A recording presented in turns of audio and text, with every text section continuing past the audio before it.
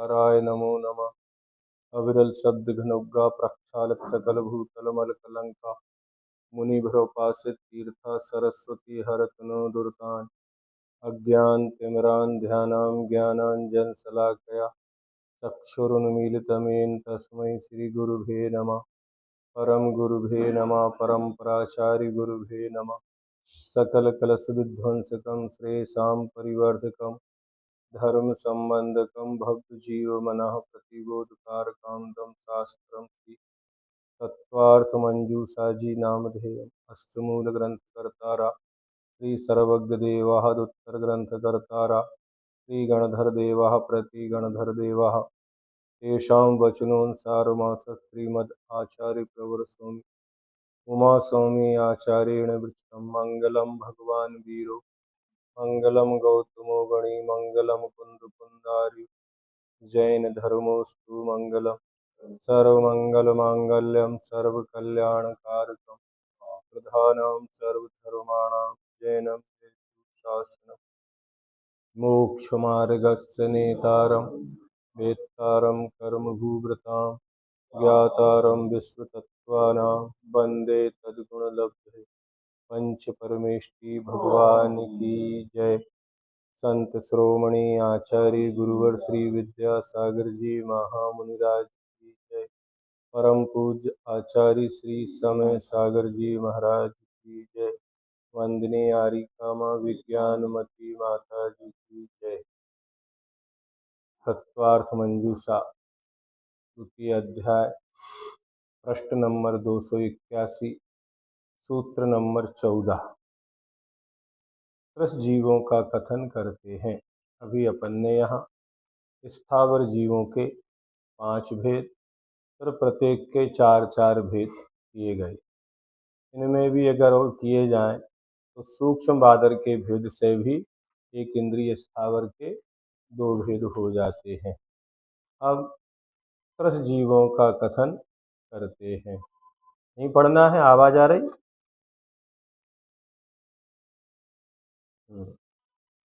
दुइन्द्रियादयस्त्रसः दुइन्द्रियादयस्त्रसः दो इंद्रियादि जीव त्रस हैं। दो इंद्रिय जिन जीवों के 2 इंद्रियां होती हैं उन्हें 2 इंद्रिय कहते हैं। त्रिंद्रिय जिन जीवों के 3 इंद्रियां होती हैं उन्हें 3 इंद्रिय कहते हैं। चतुरिंद्रिय जिन जीवों के 4 इंद्रियां होती हैं उन्हें चतुरिंद्रिय जीव कहते हैं। पंचेंद्रिय जिन जीवों के 5 इंद्रियां होती हैं उन्हें पंचेंद्रिय कहते हैं। त्रस जीव कितने प्रकार के होते हैं? तो त्रस जीव 2 प्रकार के होते हैं, एक सकलेंद्रिय और विकलेंद्रिय अथवा पर्याप्त और अपर्याप्त। 2 इंद्रिय, 3 इंद्रिय, 4 इंद्रिय जीव विकलेंद्रिय एवं पंचेंद्रिय जीव सकलेंद्रिय हैं। त्रस जीव 4 प्रकार के हैं, 2 इंद्रिय, 3 इंद्रिय, 4 इंद्रिय, पंचेंद्रिय। लोक में जो 2 इंद्रिय, 3 इंद्रिय, 4 इंद्रिय और 5 इंद्रियों से सहित जीव दिखाई देते हैं उन्हें वीर भगवान के उपदेश से त्रस कायिक जानना चाहिए। प्रश्न नंबर 2 द्विइंद्रिय आदि जीवों के कितने प्राण होते हैं? 2 इंद्रिय जीवों के 6 प्राण होते हैं। स्पर्शन रसना स्पर्शन इंद्रिय, रसना इंद्रिय, वचन बल, काय बल, आयु और श्वासोच्छ्वास। इन 6 प्राणों में घ्राण इंद्रिय और मिलाने पर त्रिंद्रिय जीवों के 7 प्राण होते हैं। 3 इंद्रिय जीव हैं उनके कितने प्राण हैं? 7। एक इंद्रिय में कितने थे? 4। 2 इंद्रिय में 6, एक साथ 2 बढ़ गए, एक इंद्रिय प्राण और एक वचन बल, ऐसे 4 के 6 हो गए। अपर्याप्त अवस्था में कितने प्राण रहते हैं? 3। एक इंद्रिय में श्वासोच्छ्वास पर्याप्त में ही होती है, तो यहाँ भी ऐसे ही लगाना। 3 इंद्रिय जीवों के 7 प्राण होते हैं। इन 7 प्राणों में चक्षु इंद्रिय और मिलाने पर चतुरिंद्रिय जीवों के 8 प्राण होते हैं। इन 8 प्राणों में श्रोत्र इंद्रिय और मिलाने पर असंगी पंचेंद्रिय जीवों के 9 प्राण होते हैं। इन 9 प्राणों में मनोबल और मिलाने पर संगी पंचेंद्रिय जीवों के 10 प्राण होते हैं। प्रश्न 3, इन जीवों के अपर्याप्त अवस्था में कितने प्राण होते हैं? दो इंद्रिय के अपर्याप्त अवस्था में 4 प्राण होते हैं। दो इंद्रिय, काय बल और आयु, क्योंकि श्वासोच्छ्वास और वचन बल नहीं होता, ये पर्याप्त नहीं होगा। 3 इंद्रिय के अपर्याप्त अवस्था में 5 प्राण होते हैं। 3 इंद्रिय, काय बल और आयु। चतुरिंद्रिय के अपर्याप्त अवस्था में 6 प्राण होते हैं। 4 इंद्रिय, काय बल और आयु। असंगी संगी के अपर्याप्त अवस्था में 7 प्राण होते हैं। 5 इंद्रियां, काय बल और आयु, है ना, चाहे असंगी हो चाहे संगी हो। 3 कौन से कम हो गए? एक श्वासोच्छ्वास, वचन बल और मन। मन बल भी पर्याप्त अवस्था में ही होता है। प्रश्न 4, इस सूत्र से विग्रह गति में स्थित संसारियों का ग्रहण नहीं होता क्योंकि उनके इंद्रियां नहीं है। ये प्रश्न किया।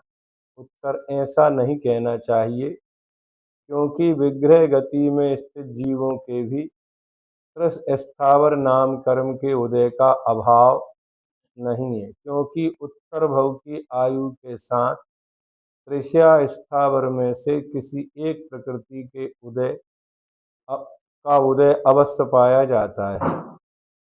वहां वे एक इंद्रिय, दो इंद्रिय आदि का अतिक्रमण नहीं करते। अगर उदय ना हो तो मुक्त होने का प्रसंग आता है। अतः विग्रह गति में स्थित जीवों का भी संसारियों में ग्रहण हो जाता है। चींटी आदि अनेक प्रकार के जीव दिखाई देते हैं, अतः क्या इनके कारणभूत कर्म भी भिन्न है?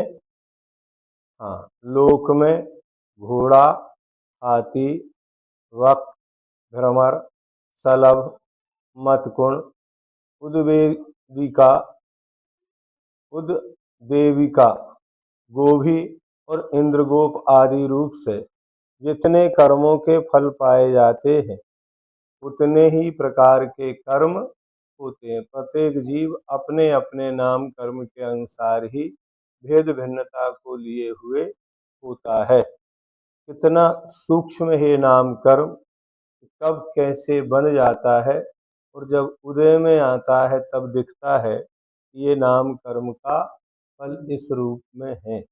त्रियंश, भले ही 2 इंद्रिय हो या पंच इंद्रिय हो या 4 इंद्रिय हो, लेकिन फिर भी उन सब में भेद भिन्नता पाई जाती है। क्यों पाई जाती है? क्योंकि प्रत्येक जीव का कर्म अपना अपना भिन्न भिन्न होता है। 2 इंद्रिय जीवों की संख्या कितनी है? कृष्ण जीवों में 2 इंद्रिय जीव सबसे अधिक है। 2 इंद्रिय अपर्याप्त जीव उनसे कम है। पर्याप्त देखें, लेकिन अपर्याप्त उनसे कम है। इनसे कम त्रिंद्रिय, इनसे कम 3 इंद्रिय अपर्याप्त, इनसे कम चतुरिंद्रिय, इनसे कम चतुरिंद्रिय अपर्याप्त, इनसे कम पंचेंद्रिय, इनसे कम पंचेंद्रिय अपर्याप्त, इनसे कम 2 इंद्रिय पर्याप्त जीव। इनसे पंचेंद्रिय जो अपर्याप्त हैं उनसे भी कम कौन है? 2 इंद्रिय पर्याप्त जीव। इनसे कम 3 इंद्रिय पर्याप्त, इनसे कम चतुरिंद्रिय पर्याप्त, इनसे भी कम पंच इंद्रिय पर्याप्त जीव हैं।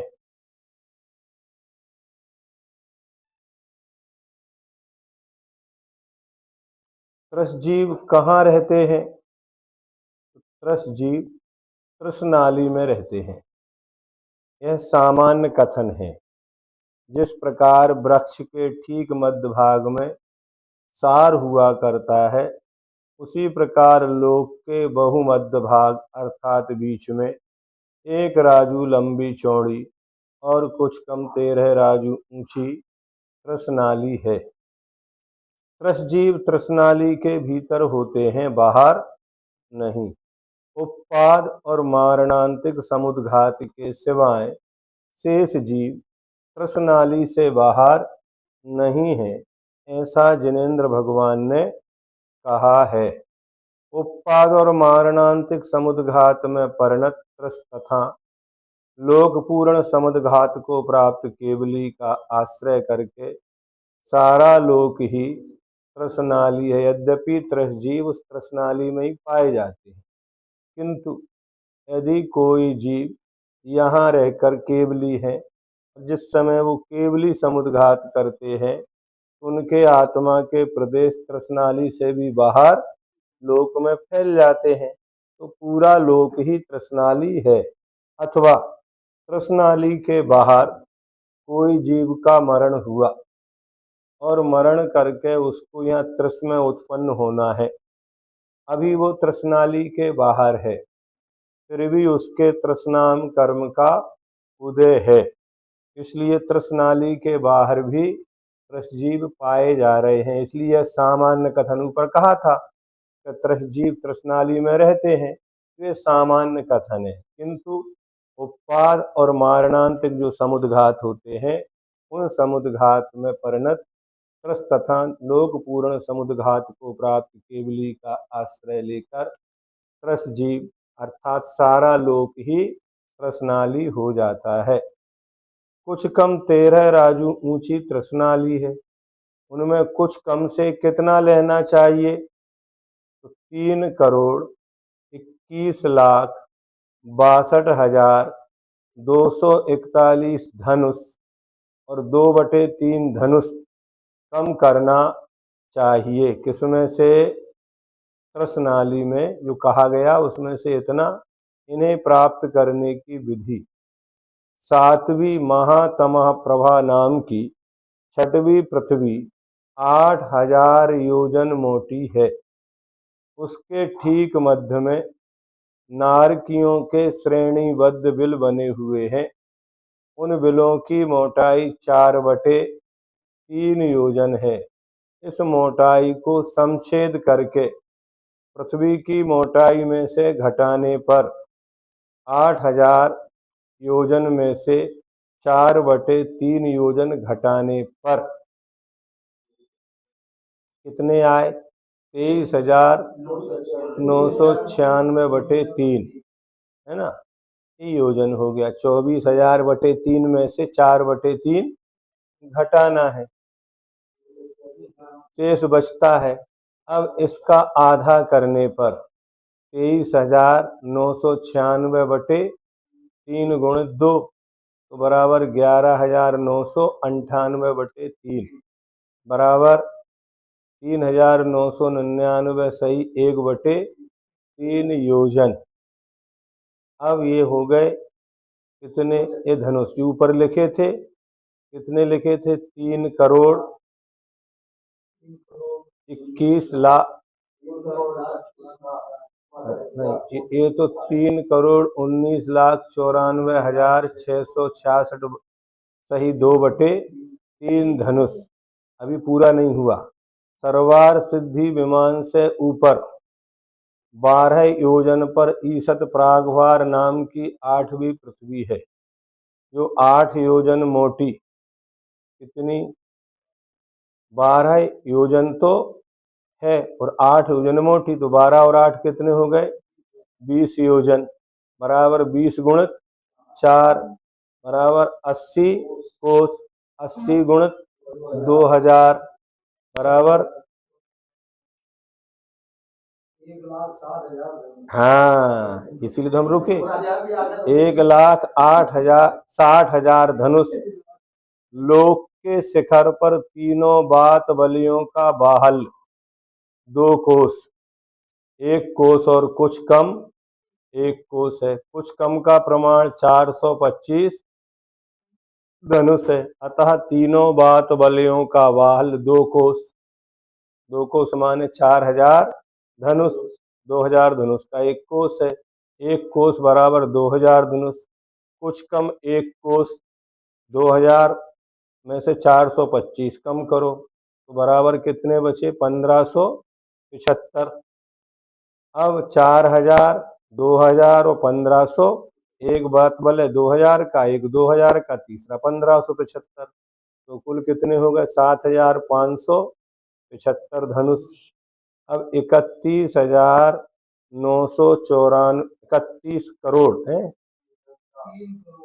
3,19,94,666, सही, 2/3 प्लस 1,60,000 प्लस 7,575, ये बराबर हो गए 3,21,62,241 है धन, और 2/3 धनुष।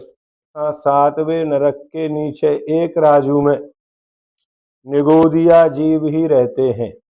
अतः एक राजू तथा 3,21,62,241 से 2/3 धनुष प्रमाण को कुछ कम से ग्रहण करना चाहिए। कार्तिके अनुप्रेक्षा 122 नंबर की टीका। ये पूरा गणित इन्होंने दे दिया।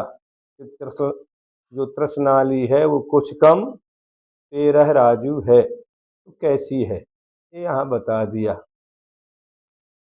अब विकलत्रय जीव कहाँ पाए जाते हैं? तो विकलत्रय इस ओर मानसोत्तर पर्वत तक ही पाए रहते हैं। देखो ये तो भी बताए थे त्रस जीव, त्रस कहाँ रहते हैं? तो त्रस नाली में। अब विकलत्रय किनको बोलते हैं? तो 2 इंद्री से लेकर 4 इंद्री तक के जीव विकलत्रय कहलाते हैं। तो 1 इंद्री जीव तो सर्वलोक में रहते हैं, और पंचेंद्रीय जीव कहाँ रहते हैं? मनुष्य क्षेत्र में रहेंगे। पंचेंद्रीय पूरी त्रसनाली में है, लेकिन विकलत्रय उस त्रसनाली में होते हुए भी कहाँ नहीं होते हैं? तो बता रहे हैं कि विकलत्रय जीव इस ओर मानसोत्तर पर्वत तक ही रहते हैं, और अर्थात 2.5 द्वीप में रहते हैं। उस ओर स्वयंभू रमण द्वीप के अर्ध भाग से लेकर अंत तक पाए जाते हैं। हाँ, 2.5 द्वीप इधर हो जाता है, और आधा द्वीप और एक समुद्र, 1.5 वहां होता है। 4 द्वीप समुद्रों में विकलत्रय जीव पाए जाते हैं। लेकिन मानसोत्तर पर्वत से उस तरफ और स्वयंभू रमण के आधे द्वीप के इस तरफ बीच में कोई भी 2 इंद्री, 3 इंद्री, 4 इंद्री जीव नहीं होते, क्योंकि यहाँ पर जगन्न भोग भूमि होती है, और जगन्न भोग भूमि में विकलत्रय, किसी भी भोग भूमि में विकलत्रय जीव नहीं होते। इसलिए भोग भूमि में विकलत्रय जीव नहीं होते हैं। विकलत्रय जीव नियम से कर्म भूमि में ही होते हैं। अंत के आधे द्वीप में और अंत के सारे समुद्र में होते हैं। कहाँ होंगे? तो आधा द्वीप भी इधर के वालों के सबके बराबर विस्तार, अगर पूरों को जोड़ दिया जाए तो भी उसका विस्तार इससे ज्यादा है। अब इंद्रियां, क्योंकि यह प्रश्न किया गया कि आपने कहा द्विइंद्रियादयस्त्रसा, इंद्रियां कितनी होती हैं? ये तो आपने बताया ही नहीं है। तो इंद्रियों की संख्या यहाँ बताते हैं, पंचेंद्रियाणि, पंचेंद्रियाणि। हाँ, इंद्रियां 5 होती हैं। कर्म रूप इंद्र के द्वारा निर्मित इंद्रियां हैं। ये किसके द्वारा बनती हैं? हाँ, इंद्रियों की रचना बिना कर्म के नहीं होती। 5 ही इंद्रियां, चाहे आंख हो, नाक हो, कान हो, कोई भी हो, इनकी रचना किसके निमित्त से होती है? तो कर्म के निमित्त से। कर्म कौन करता है? तो आत्मा। तो जीव के निमित्त से, जीव के कर्मों के निमित्त से ही इंद्रियों की रचना होती है। अन्य कोई विज्ञान के पास साधन नहीं है कि वह कोई आर्टिफिशियल इंद्रियां बना दे। हाथ बनाया जा सकता है, लेकिन उस हाथ में सस्पेंस नहीं हो सकता। नहीं समझे ना? उसके द्वारा ठंडा गर्म पता नहीं चल सकता।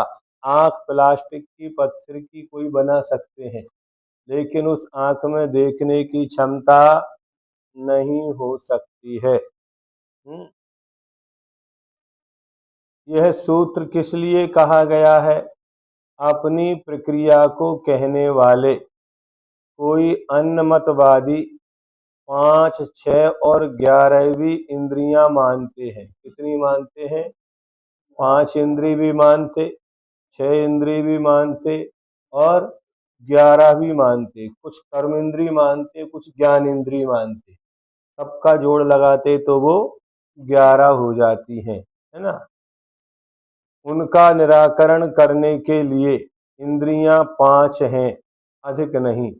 ऐसा नियम करने के लिए पंचेंद्रियाणि सूत्र कहा है। प्रश्न 2, वचन, उपस्थ आदि, पाद आदि भी इंद्रियां हैं, उनका यह ग्रहण क्यों नहीं किया?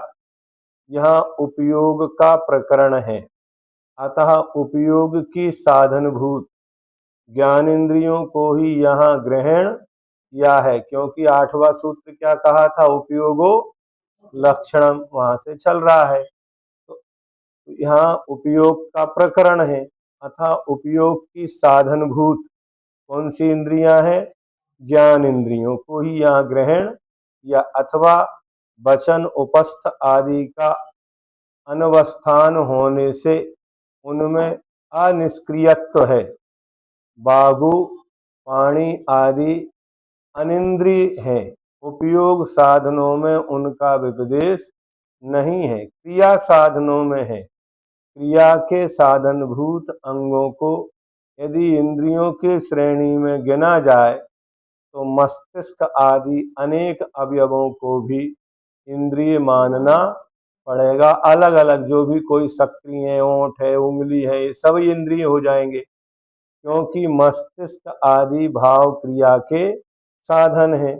और अवयवों को इंद्रिय मान लेने पर इंद्रियों की संख्या ही निश्चित नहीं की जा सकती, अतः उनका यहाँ ग्रहण नहीं किया।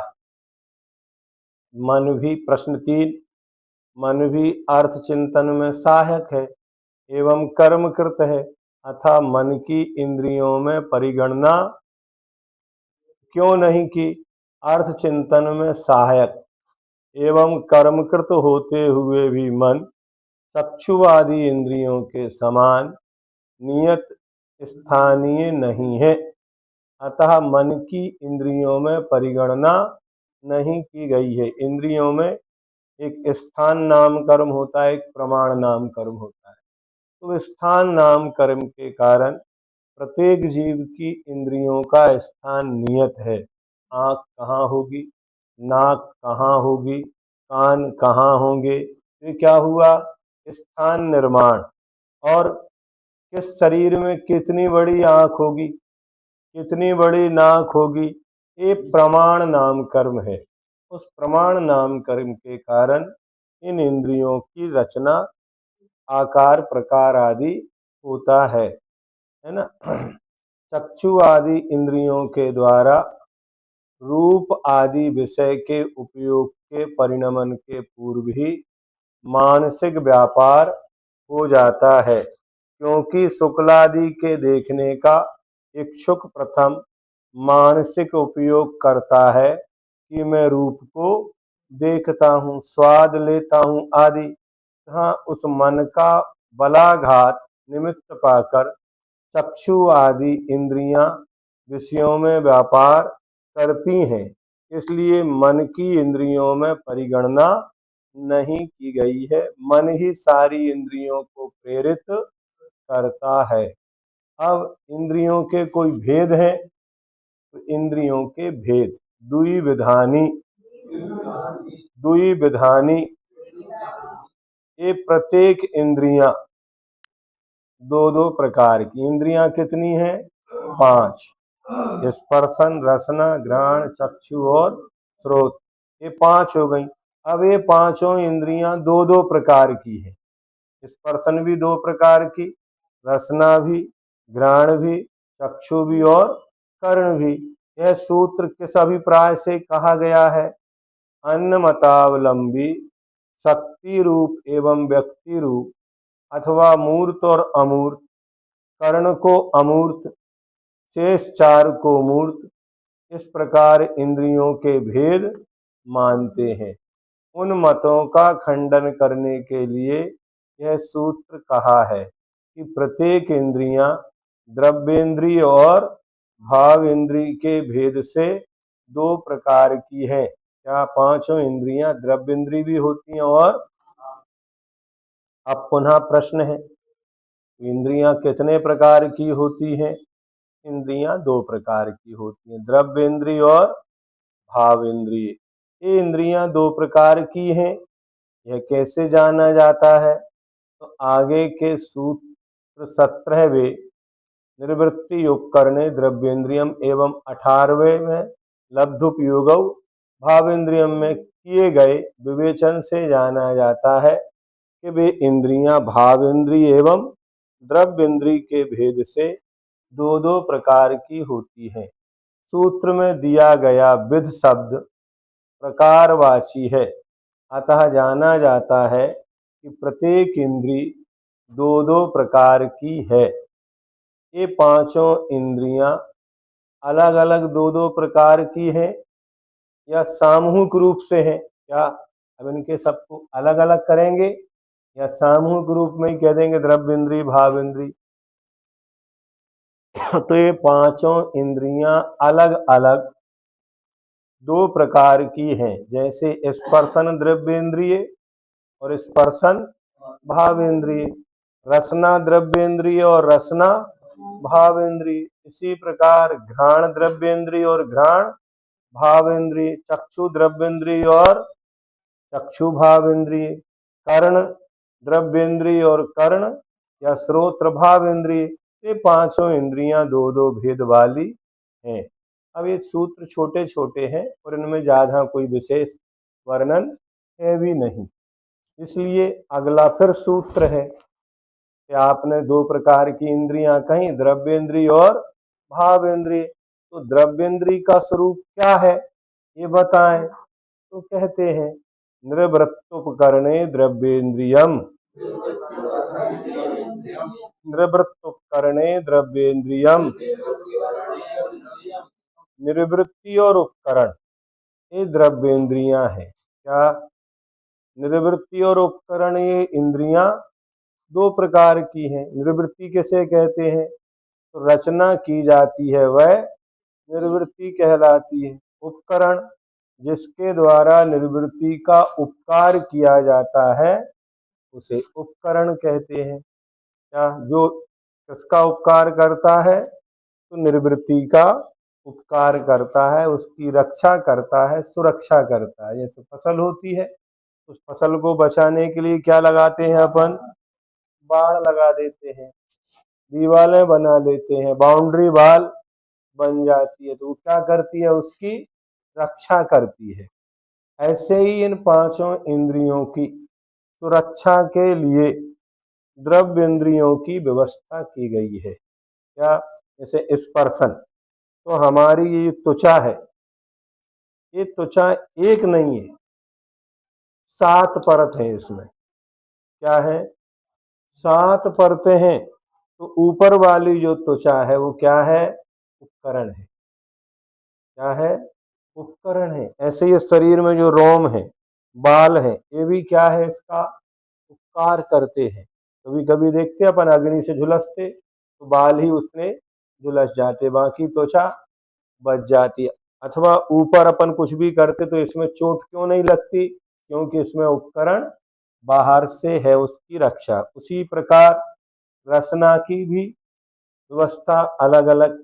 उसी प्रकार घ्राण में भी निवृत्ति और उपकरण, उसी प्रकार चक्षु में भी वह उपकरण रहेंगे, कर्ण में भी उपकरण कुछ इंद्रियों के देखने में आते हैं और कुछ इंद्रियों के उपकरण हमें देखने में नहीं आते, लेकिन होते हैं, इतना अपने को मानना है। द्रव्येंद्रिय किसे कहते हैं? पुद्गल द्रव्य रूप इंद्रिय द्रव्येंद्रिय है। क्या जो पुद्गल की रचना है वो कौन है? द्रव्येंद्रिय है।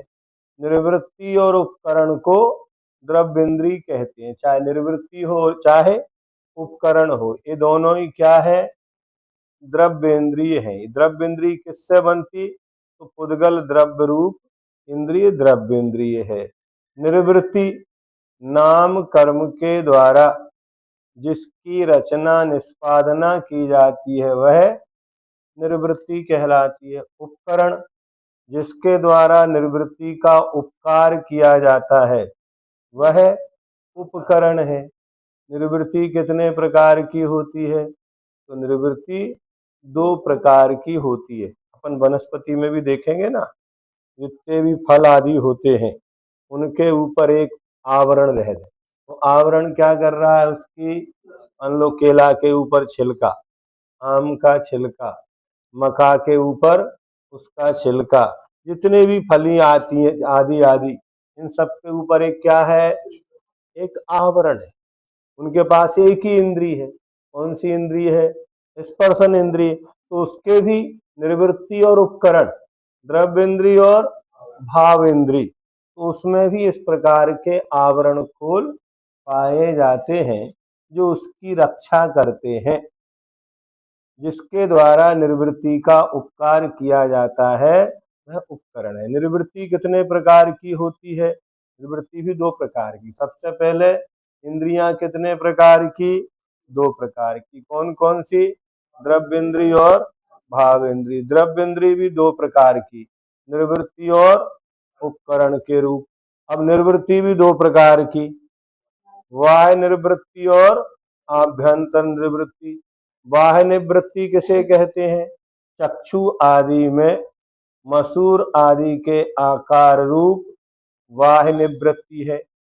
इंद्रिय नाम वाले उन्हीं आत्म प्रदेशों में प्रतिनियत आकार रूप और नाम कर्म के उदय से विशेष अवस्था को प्राप्त जो पुद्गल प्रचय होता है उसे बाह्य निवृत्ति कहते हैं। और आत्मा के उन्हीं विशुद्ध प्रदेशों में इंद्रियों के नाम से कहे जाने वाले भिन्न भिन्न आकारों के धारक संस्थान नाम कर्म के उदय से होने वाली अवस्था विशेष से युक्त जो पुद्गल पिंड है वह बाह्य निवृत्ति है। अर्थात उसकी रचना किससे हुई? तो आत्मा के उन्हीं विशुद्ध प्रदेशों में। कहाँ होगा? यहाँ आत्मा के प्रदेश हैं, उन्हीं विशुद्ध प्रदेशों में इंद्रियों के नाम से कहे जाने वाले, क्या उनको क्या बोलते? इंद्रिय बोलते। स्पर्शन रसना आदि, तो इंद्रियों के नाम से कहे जाने वाले भिन्न भिन्न आकारों के धारक संस्थान नाम कर्म के उदय से, क्योंकि प्रत्येक जीव का आकार भिन्न भिन्न होता है, क्योंकि सबका संस्थान नाम कर्म अलग अलग है। तो संस्थान नाम कर्म के उदय से होने वाली अवस्था विशेष से युक्त जो उद्गल पिंड है ना, कहीं नाक की रचना है, कहीं कान बना है, कहीं हाथ बना है, तो ये सब किससे बने हैं?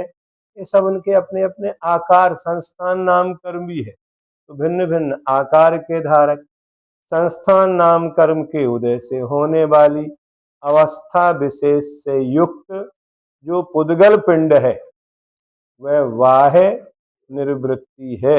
अब उसी पुद्गल पिंड के अंदर आभ्यंतर निवृत्ति भी होगी। तो आभ्यंतर निवृत्ति किसे कहते हैं?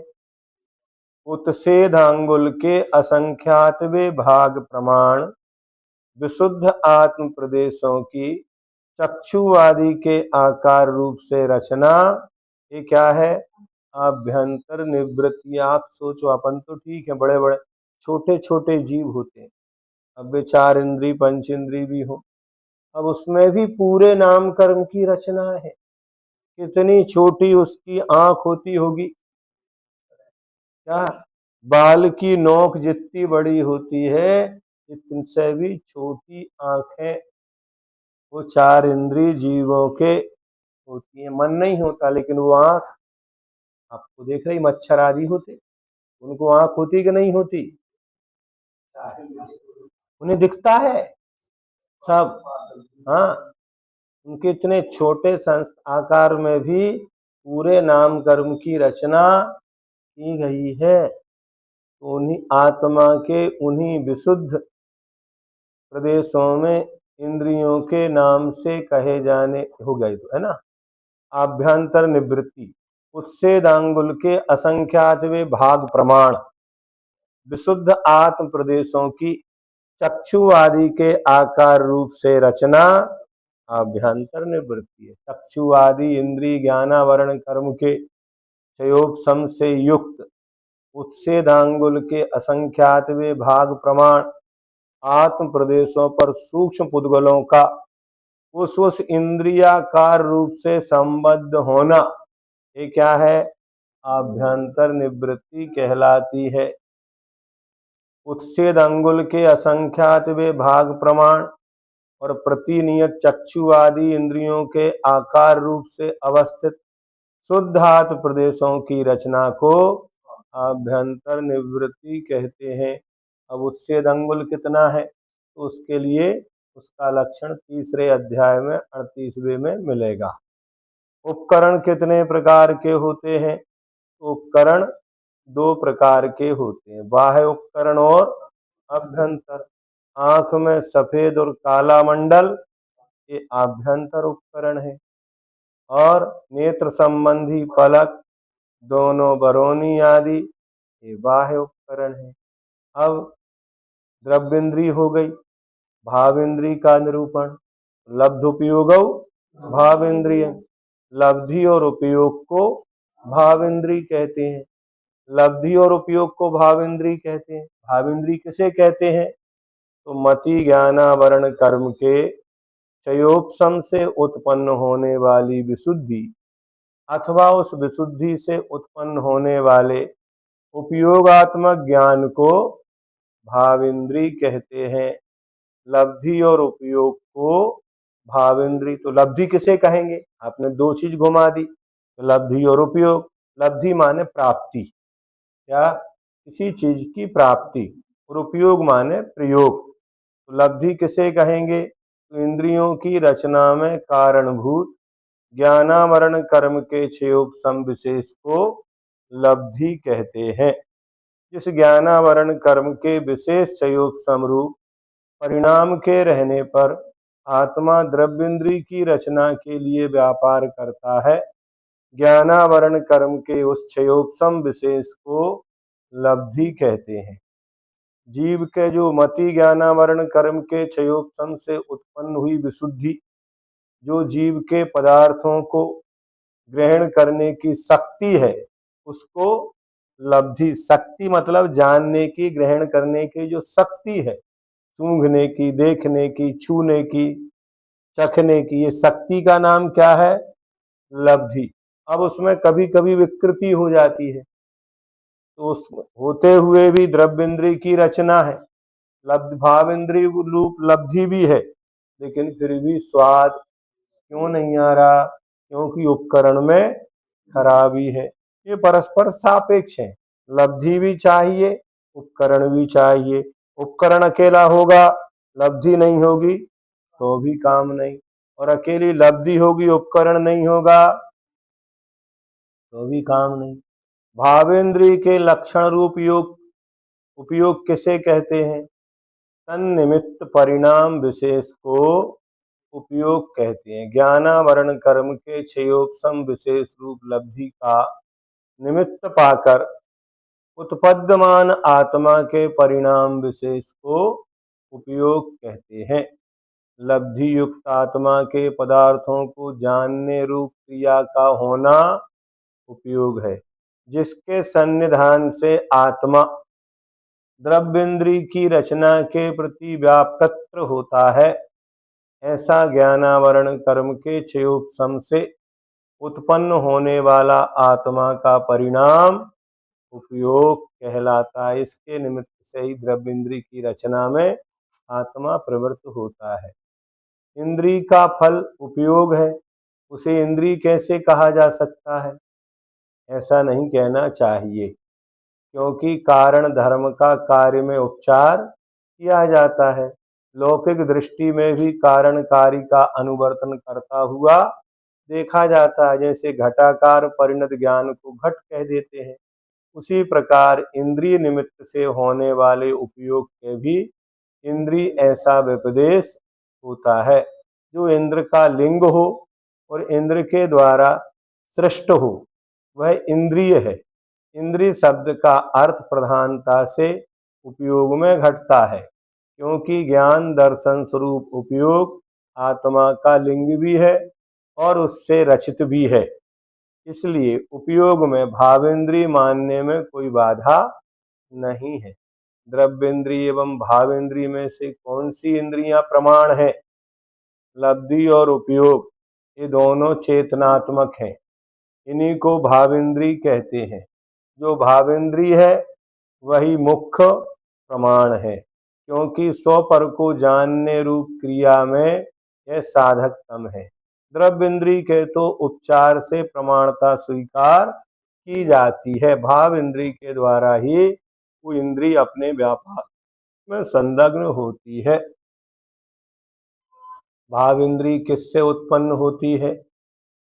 वे इंद्रियां शब्द स्पर्श रस रूप और गंध नाम के ज्ञानावरण कर्म के क्षयोपम से और द्रव्य इंद्रियों के निमित्त से उत्पन्न होती हैं। कौन? भावेंद्रियां। यदि भावेंद्रियां ही मुख्य प्रमाण है, तो द्रव्येंद्रियों की इंद्रिय संज्ञा कैसे हो सकती है? क्षयोपम रूप भावेंद्रिय के होने पर ही द्रव्य इंद्रियों की उत्पत्ति होती है। इसलिए भावेंद्रिय कारण है। अगर भावेंद्रिय ना हो विग्रह गति में, तो यहाँ शरीर की रचना द्रव्य इंद्रिय की होगी नहीं। वहीं से जैसे ये जीव मरण करके विग्रह गति में आता है, वहीं से उसकी संज्ञा, अगर जिस इंद्रिय में जिस शरीर में जा रहा है, तो 5 इंद्रिय है, 4 इंद्रिय है, 3 इंद्रिय है, 2 इंद्रिय, जितने इंद्रिय है उसी हिसाब से वहां जाकर वह जिन औद्गलिक औदारिक शरीर रूप वर्गणाओं को वो ग्रहण वहां करेगा, उन शरीरों में उनकी जो भाव इंद्रिय है उसके निमित्त से ही क्या होता है? इंद्रियों की रचना होती है। मनुष्य गति में भी वो जीव बहुत काल तक वैसा ही रहता है, लेकिन लब्धि रूप में वो पंचेंद्रिय है। कहाँ से पंचेंद्रिय? विग्रह गति से। अब वो पंचेंद्रिय है, तो फिर धीरे धीरे उस भाव इंद्रिय के कारण उसके द्रव्य इंद्रियों की रचना होगी। तो कारण कौन हुआ? भाव इंद्रिय। पहले भाव इंद्रिय है, फिर उसके द्रव्य इंद्रियों के निर्वृत्ति और उपकरण की रचना उद्गलों की होगी। किसके निमित्त से हुई? वो भाव इंद्रिय। तो वो जीव कितने इंद्रिय था, नहीं समझे ना? वहीं रहे, लेकिन फिर भी वैसा वह देखा जाएगा। तो क्षयोपम रूप भाव इंद्रिय के होने पर ही द्रव्य इंद्रिय की उत्पत्ति होती है। इसलिए भाव इंद्रिय कारण है और द्रव्य इंद्रिय कार्य है। इसलिए द्रव्य इंद्रियों को भी इंद्रिय संज्ञा प्राप्त होती है, अथवा उपयोग रूप भाव इंद्रिय की उत्पत्ति द्रव्य इंद्रियों के निमित्त से होती है। क्या? तो लब्धि उपयोग का लब्धि रूप तो वो है, लेकिन उपयोग रूप भाव इंद्रिय की उत्पत्ति किससे होगी? पहले द्रव्य इंद्रिय की रचना भाव इंद्रिय कारण हुई, कौन सी? लब्धि रूप। फिर जो उपयोग रूप भाव इंद्रिय उसकी किससे होगी उत्पत्ति? तो उपयोग रूप भाव इंद्रियों की उत्पत्ति द्रव्य इंद्रियों के निमित्त से होती है। इसलिए भाव इंद्रिय कार्य है और द्रव्य इंद्रिय कारण है। वहां भाव इंद्रिय कारण था और द्रव्य इंद्रिय कार्य था, दोनों में ही लगाना। द्रव्य इंद्रिय भाव इंद्रिय कारण है, द्रव्य इंद्रिय कार्य है। यहाँ द्रव्य इंद्रिय कारण है, भाव इंद्रिय कार्य है। इसलिए भी द्रव्य इंद्रियों को इंद्रिय संज्ञा प्राप्त है। यह कोई आदृष्ट कल्पना नहीं है, क्योंकि कार्यगत धर्म का कारण में और कारणगत धर्म का कार्य में उपचार जगत में प्रसिद्ध रूप से पाया जाता है। अब इतना ही याद रखो। जावानी के ज्ञान ते सूझे लो कालो,